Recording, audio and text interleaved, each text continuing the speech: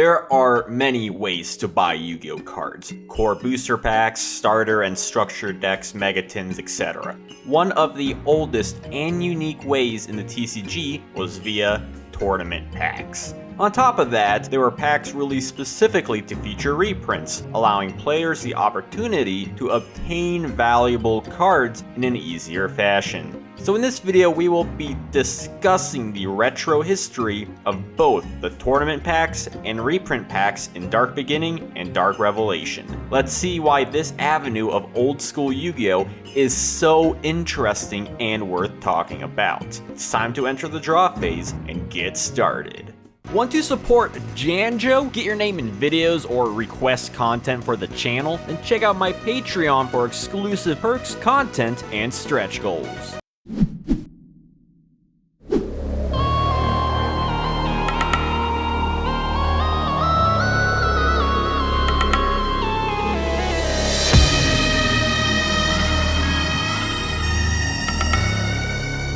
Starting with the tournament packs, these were sets that were available as prize packs or participation packs in official tournament stores. Different from the core set counterparts like Metal Raiders, tournament packs or TP were much smaller sets and typically didn't have too many meta-defining cards. To be fair, some core sets weren't like this either, with the main difference being the card pool.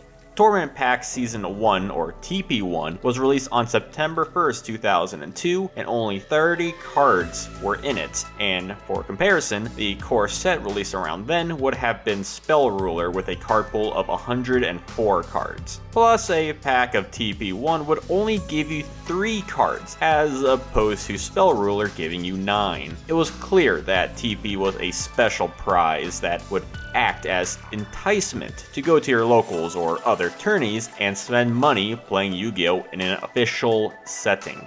TP1 was comprised of mostly neat looking cards that didn't see any meta play. Cockroach Knight, White Hole, Shining Friendship, Tiger Axe, Axe Raider, but you did have one card in particular that was the cream of the entire crop: Mechanical Chaser. It's an 1850 attack monster, meaning it can barely beat over Lojin and 7-color Fish, the strongest normal monsters at that time. Because this was before Spell Ruler, so your only other option to low-level attackers were Dark Elf and Jurai Gumo, who were both met with varying outlooks.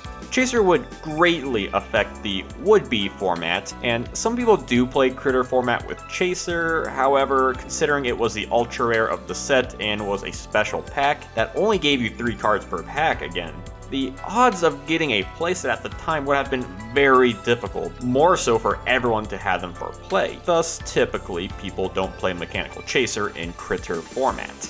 Tournament Pack's second season, or TP2, was released a month later on October 1st, 2002, and followed in the footsteps of its predecessor with a similar card pool. Parrot Dragon, Mikazuki no Yaiba, or however you pronounce it, Skull Guardian, Mystical Sheep number 1, Dharma Cannon. This set had much more aesthetic cards than TP1, I'll give it that. Much like TP1, TP2 had one card of real meta value, and that was Morphing Jar. This flip effect monster had the powerful ability of hand replenishment. Both players discard their entire hand and draw 5 new cards. It was a great way to reshape your hand, draw new cards, or possibly get rid of some power cards in your opponent's hand. This card was nutty back in the day, and while it may not be as powerful anymore in GOAT format due to Chaos and Aggro decks being rampant, its historical impact still remains. On March 3rd, 2003, TP3 would come out and take more of a shift. Instead of pretty cards, it was more of a reprint set featuring cards like Pot of Greed, Mechanical Chaser, and Goblin's Secret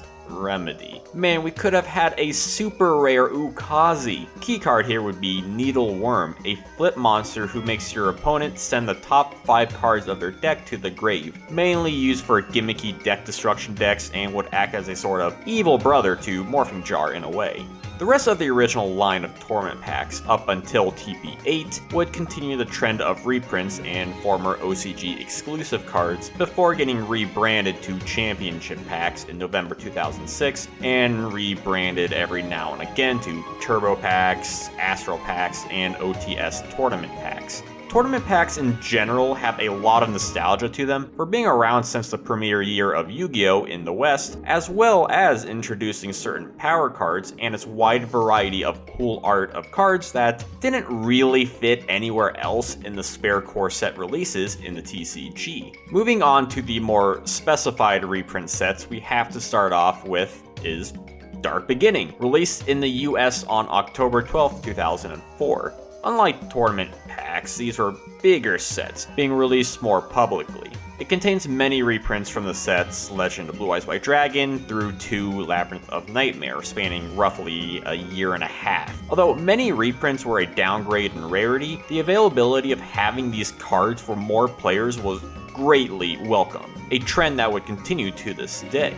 Dark Beginning had more of a realistic name since its OCG counterpart was called Beginner's Edition 1, and was a set focused on newer players. As such, each pack contained a whopping 13 cards, and each pack would be comprised of 6 monster cards, 3 spells, 3 traps, and 1 non-playable tip card. Tip cards would be useful for giving advice to beginners about certain card tricks. For example, tip card number 3 talked about the combo of using Call of the Haunted with Janjo and why it works. Tip card 16 discusses the usefulness of a legendary ocean and how your main targets should be 1 tribute monsters, and how you also can't run 3 ocean and 3 Yumi. Number 32 is all about strategies using Archfiend cards and tips on deck building. The following, number 33, continues the Archfiend tips in saying that you don't have to play only Archfiends in an Archfiend deck. Whoa, now you're playing with power. Going back to the cards in the pack itself, we got many reprints like Snatch Steel, Jinzo, Raigeki, Pot of Greed, Thousand Eyes Restrict, Cyberjar, Painful Choice, Imperial Order, Exodia, Call of the Haunted, and so much more. Of course, with such a gigantic set, the odds still weren't super high for you pulling all of these power cards, and plenty of the set were still mediocre cards too, but at least the accessibility to possibility to do so was there.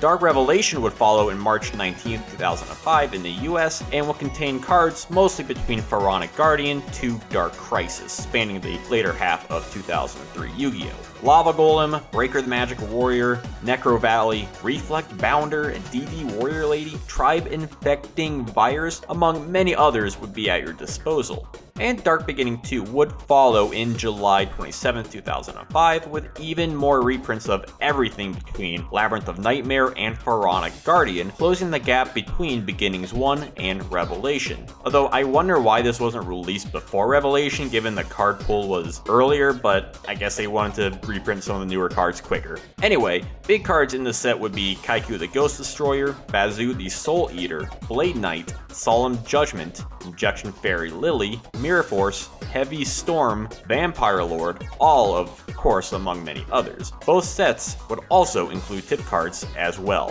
While the reprint sets aren't anything too fascinating history-wise aside from the tip cards, the impressive factor is the sheer amount of cards the set included, the high amount of much-needed reprints that improved the health of the game's accessible meta, and the fact that it opened the entryway for new players getting into the game. Reprints would become a staple of annual Yu-Gi-Oh! Because these cardboard rectangles can get ridiculously expensive, especially when given rarity and time between releases. Like one day, Armed Dragon level 10 was a $50 card, and a reprint made it an easily obtainable card at a $2 value. And that's just one example of why reprints are so necessary in this game. In the OCG, cards get reprinted a bit more often due to the caveat of the abundance of rarities becoming the point of collecting, not the card's identity itself. I'm honestly amazed at myself for making it to this point. Talk about the history of so many avenues of retro Yu-Gi-Oh! To where I'm discussing reprint sets and tournament packs is wild. That's not to say that these are of lesser importance than anything else, mind you. It's still of value to bring these up after talking about why everything that comprise these sets made it what it was, why reprinting Janjo or Mirror Force is a big deal, why making sets geared towards potential newer players is important for game preservation, why special packs are a cool concept to lure players into official settings, and the drive to improve your deck and skills in the game of Yu-Gi-Oh! Say goodbye to Exodia? Not anymore.